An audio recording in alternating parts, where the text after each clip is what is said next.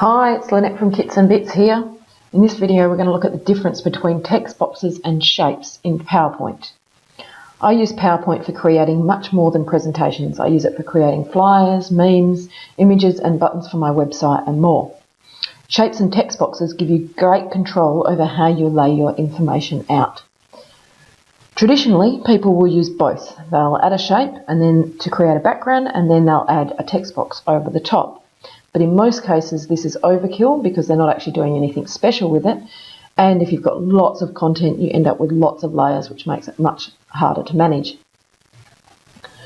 Here I've added a couple of shapes and I'm going to show you how we can use both of them and why you should use a shape over a text box.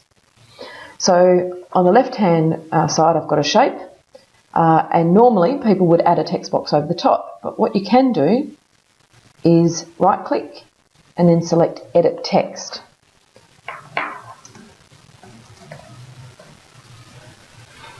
Then I can format that shape just as I would normally. So I can change the shape fill,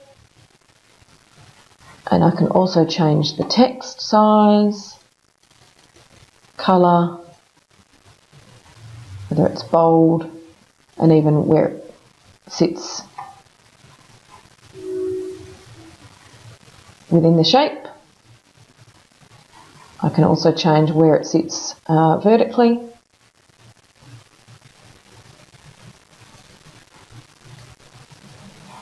And I can change the text direction. The difference here is that if I choose to change the shape, it will format the text with it. So if I go into Format, Edit Shape, Change Shape, it will move the text around. If I rotate this shape, then it will move the text with the same rotation. If I wanted to have my shape on an angle but I didn't want the text to be on an angle, that's when I would use a text box. So here I've got a separate shape. I'm going to rotate that slightly, and then I'm going to add a text box using the Insert tab, and then Text Box, and then draw it over the top.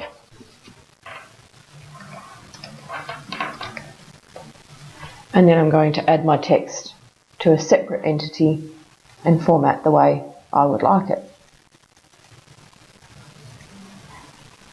And this way I can treat that text completely separately. I can leave it horizontal, I can rotate it on a different angle, etc. Now the trouble is when you start doing lots of these, you can end up with lots and lots of layers. So the thing that you do want to do is go to your Home and Arrange, or you can also do it via Format and Selection pane. And over on the right hand side that will give you everything that appears here.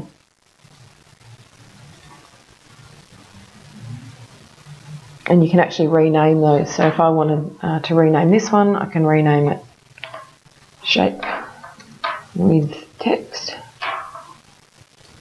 I can then add this one. You can see how it selects the one that you're clicking on. Shape without text. And then the text box can be text only.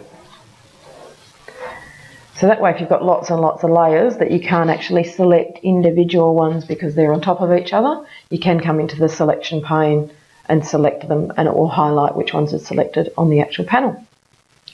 If you like this tip, you might like others that I share on my YouTube channel, so you can go there and subscribe, or go to my website kitsandbits.com.au and sign up to my email newsletter. Okay, thanks. See ya.